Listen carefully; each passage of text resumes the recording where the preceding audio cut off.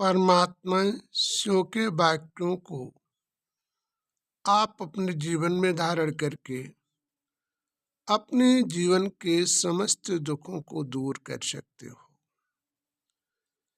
जिनको शंकर जी ने भी उनकी आराधना करके इस संसार का कार व्यवहार महाप्रलयकार अत्याचारियों का विध्वंस करने का कार्य किया था, वो सदा उन्हीं परमात्मा शिव के ध्यान में लीन रहकर उन्होंने इस संसार का परिवर्तन किया। परमात्मा के नाम की गंगा इस संसार में उन्होंने बहाई।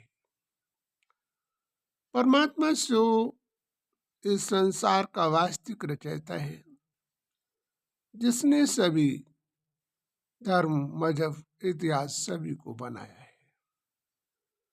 वो एक ज्योतिबिंदु जो इस संसार पर पृथ्वी से लेकर चंद्रमा सितारों की भी रचना की,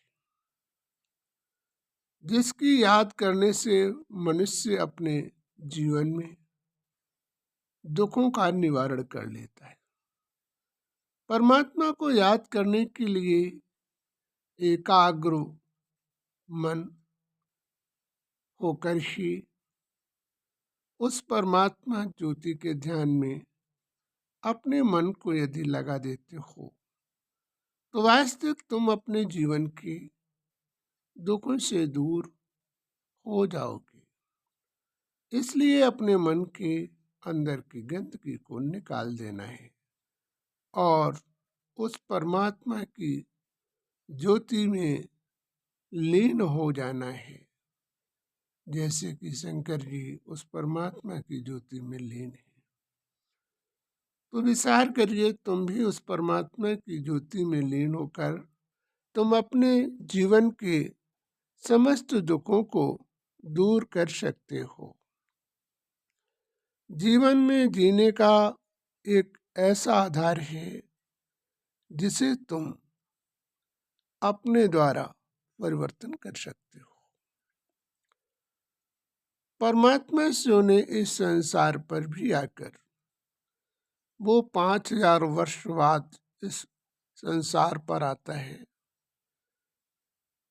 सतयुग, त्रेता, द्वापर और कलयुग के गुजर जाने के बाद कलयुग के अंत में वो आया करता है और आने के बाद आत्माओं को पुनर्चेतावनी देता है कि तुम अपने जीवन को परिवर्तन करके तुम्हें अपने जीवन में सदा सुखमयी बनाकर अपना जीवन एक योग्य और श्रेष्ठ बनाना है।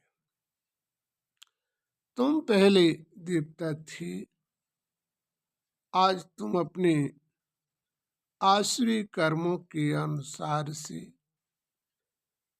दैत्य योनि में जा चुके हो। माना अपने जीवन के विकारों में काम, क्रोध, लोभ, अहंकार के वशीभूत होकर निज अपने को भूल गए हो।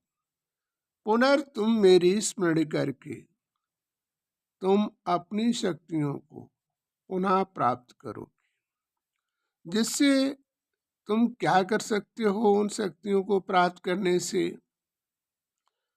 तुम अपने जीवन को की सुरक्षा कर सकते हो, अपनी आर्थिक व्यवस्थाओं का परिवर्तन कर सकते हो, अपने मन के अंदर जो बुरे विचार या अशांति वातावरण तुम्हारे मन में रहता है, इस अशांति वातावरण को शांति में परिवर्तित कर सकते हो।